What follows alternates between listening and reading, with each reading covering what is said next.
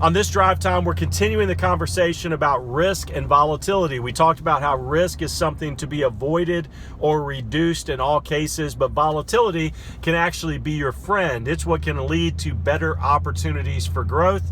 But at the same time, you have to make sure that that volatility stays within the threshold that you're comfortable with. Some people are comfortable with a lot of volatility.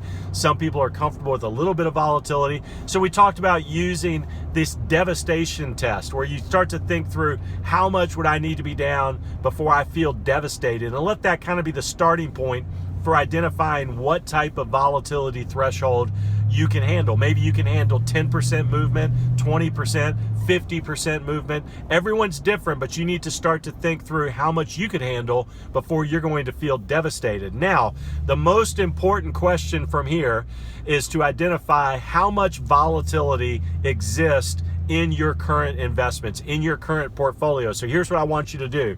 Call the institution that is helping you with your investment accounts. Maybe it's an advisor. Maybe it's a 401k account at work. Maybe it's an E-Trade account. Whoever it is, call them up and tell them that you would like to know your maximum drawdown number. Your maximum drawdown number.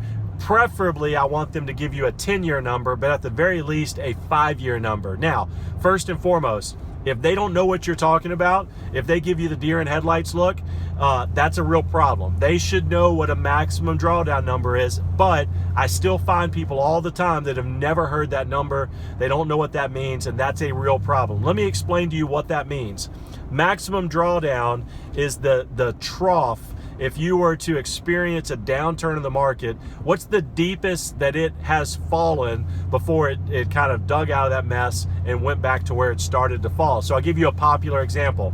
In October of 2007, the S&P 500 was around 1560, and it started its decline. Now, we didn't know on that day what that meant, but of course it continued to decline all through 2008.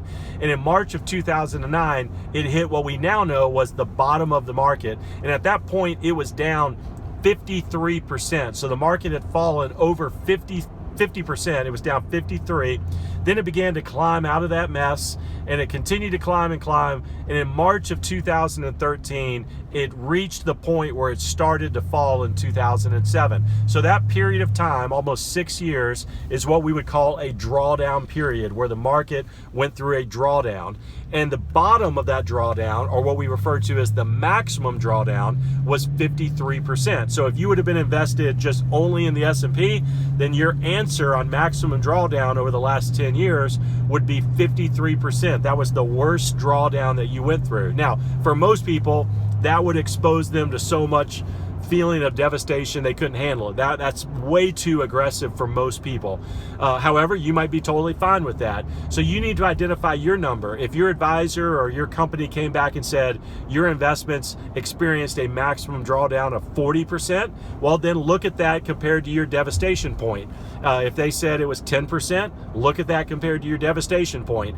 And whatever your devastation point is, you want your maximum drawdown number to be under that. So if your devastation point that you've already determined is 30% and your maximum drawdown number is 40, then you need to rework your investments to bring them down under 30%. So you want those two numbers to match, or at least be in alignment.